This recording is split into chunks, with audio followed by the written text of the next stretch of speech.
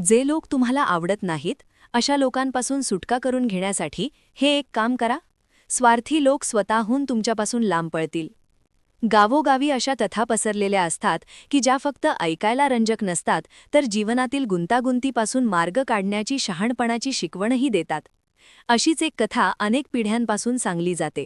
मूर्ख, नालायक किंवा स्वार्थी लोकांच्या संगतीतून स्वतःची सुटका कशी करावी हे शिकवणारी.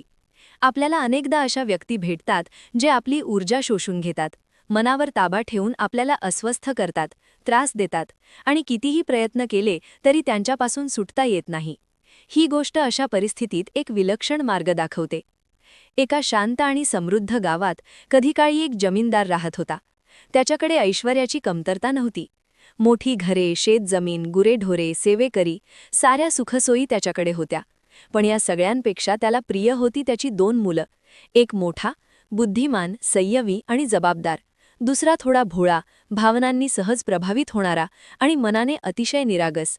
कुटुंब सुखी होते, मात्र काळाचा न्याय कुणावरच स्थिर राहत नाही. काही वर्षांनी आईवडील वारले आणि त्या दोन्ही भावांच्या आयुष्यात रिकामेपणा येऊ लागला. घराची धुरा सांभाळणे, नातेसंबंध हाताळणे आणि संपत्ती व्यवस्थापित करणे या सगळ्यात त्यांच्या स्वभावातील विरोधाभास वाढू लागला. सुरुवातीचे छोटे वाद नंतर मतभेदांत बदलले आणि त्या मतभेदांनी दोघांमध्ये दरी निर्माण केली.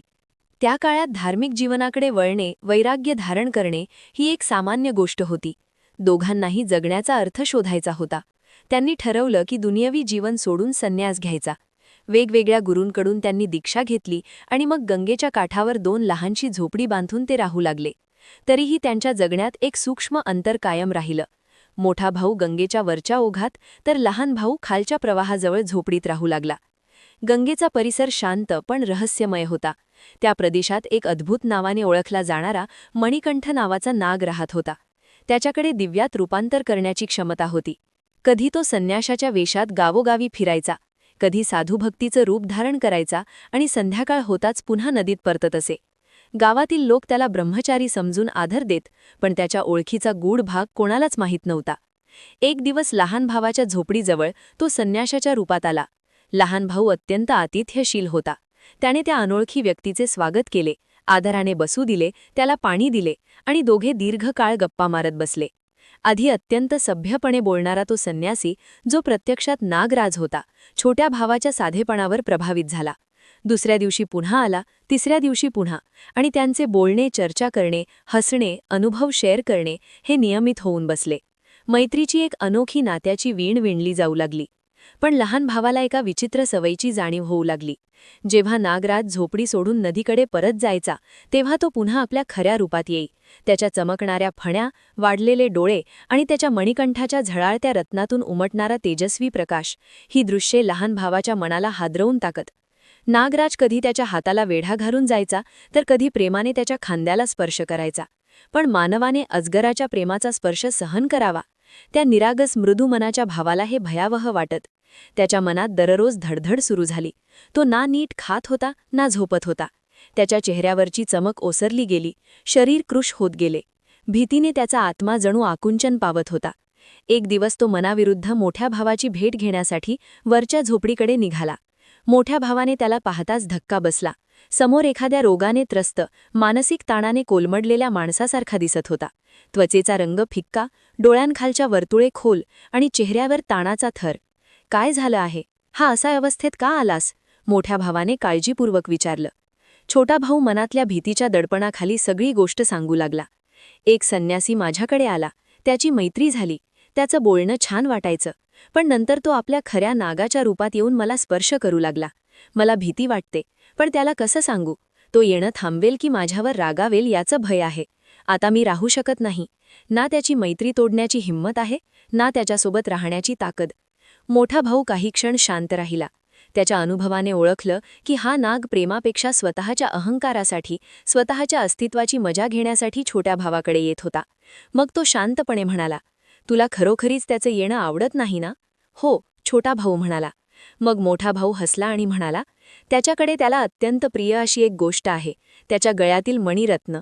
त्या रत्नाशी त्याचं जिव्हाळ्याचं नातं आहे. त्याशिवाय तो स्वतःला अपूर्ण समजतो. पुढच्या वेळी तो तुझ्याकडे येईल तेव्हा त्याच्याकडे त्याचं रत्न माग. तो तुला ते कधीच देणार नाही. आणि ज्या दिवशी तू त्याच्या हृदयाचे केंद्र मागशील त्याच दिवशी तो तुझ्यापासून कायमचा दूर जाईल. छोटा भाऊ सुरुवातीला संशक बनला, पण मोठ्या भावाच्या शांत निर्धाराने त्याच्या मनात धैर्य जमा झालं. दुसऱ्या दिवशी संध्याकाळी नागराज आला. छोटा भाऊ धीर धरत म्हणाला, मित्रा, आपल्या मैत्रीची निशाणी म्हणून मला तुझे मणिकंठातील रत्न दे. नागराज क्षणभर थबकला, त्याच्या डोळ्यात रागाची सावली चमकली आणि क्षणात तो तिथून नाहीसा झाला. तिसऱ्या दिवशीही तो आला. छोटा भाऊ पुन्हा म्हणाला, काल सांगितलं तेच आज सांगतो, मला तुझे रत्न दे. नागराज यावेळी काहीही न बोलता उलट वळला. तिसऱ्या दिवशी लहान भावाने नदीकाठावर जाऊन त्याच्याजवळ तेच मागितलं. यावेळी नागराजाने फणा उंचावला, पण डोळ्यात राग आणि दुःखाच्या मिश्र भावनांनी म्हणाला, जगातील काही गोष्टी स्वतःसाठीच असतात, त्या कुणालाही देता येत नाहीत. तू माझ्या हृदयाशी संबंधित वस्तू मागितलीस, म्हणून मी तुझ्यापासून दूर जातो. मी पुन्हा कधीही तुझ्याजवळ येणार नाही. आणि तो कायमचा निघून गेला. काही दिवसांनी मोठा भाऊ आपल्या लहान भावाकडे आला. लहान भावाला पाहताच त्याच्या मनात आनंद भरला. आता त्याचा चेहरा स्वच्छ, शांत आणि पूर्वीसारखा ताजातवाना झाला होता. ही कथा ऐकणाऱ्यांना एक मोठा संदेश देते. काही लोकांना आपण कितीही प्रेमाने, नम्रतेने किंवा सन्मानाने वागवले तरी ते आपल्याला मानसिक त्रास देतातच. ते आपली ऊर्जा शोषून घेतात, आपल्याला अस्वस्थ करतात, त्रास देतात आणि कितीही प्रयत्न केले तरी त्यांच्यापासून सुटता येत नाही. ही गोष्ट अशा परिस्थितीत एक विलक्षण मार्ग दाखवते. जीवनात असे अनेक स्वार्थी, मतलबी आणि भावनिक छळ करणारे लोक असतात. त्यांच्यापासून सुटका करायची असेल तर त्यांच्यावर नियंत्रण ठेवण्याचा किंवा त्यांना बदलण्याचा प्रयत्न करू नका.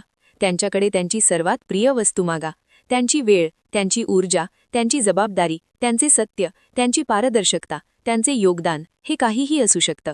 ज्याच्याकडे आपल्यासाठी देण्यासाठी काही नसतं तो आपल्यापासून दूर जातो आणि जिथे स्वार्थाला धक्का लागतो तिथून ते कायमचे पावलं काढतात.